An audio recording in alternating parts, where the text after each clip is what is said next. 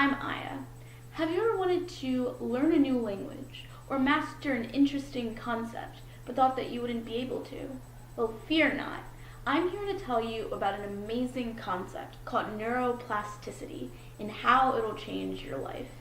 Neuroplasticity is the ability of the brain to change and reorganize neural connections due to new experiences. To understand this concept, imagine that you were taking a picture of a car. For the film to be able to retain the image of the car, it must react to the light and change to record the image.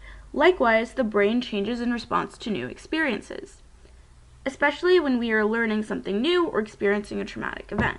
However, plasticity can differ depending on a number of factors, one of which is age. At birth, we have about 2,500 synapses per neuron. By age 3, we have about 15,000 synapses per neuron. Many of these synapses diminish by adulthood due to a process called synaptic pruning. Synaptic pruning is a process that occurs inside the brain that results in reducing the overall number of neurons and synapses. It's much like a gardener pruning a tree to preserve its health and aesthetics. It's important to remember that neurons that fire together wire together. In other words, when neurons come together, they strengthen a bond. When they break apart, they weaken it. So how does your brain decide which neurons are important? Well, neurons must serve a purpose to survive. If they don't, they are likely to be pruned away. This process can continue into one's early adulthood, and it allows the brain to become more malleable.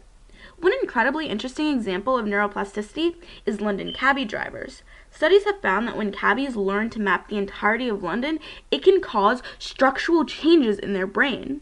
Researchers have found an increase in gray matter in the back of the hippocampi of trainees who passed. Gray matter includes regions of the brain involved in decision-making and sensory perceptions. The more experienced the taxi driver, the larger their hippocampus, and the better their memory of London streets.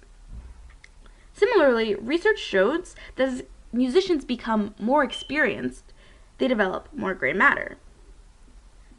These results have significant implications for people with mental illnesses. For example, if someone has depression, they could possibly engage in activities and behaviors that rewire their depressive patterns. This could also be applied to someone who had a stroke. The more frequently they perform their rehab activities, the stronger those neural pathways are in their brain, which could lead to a faster recovery.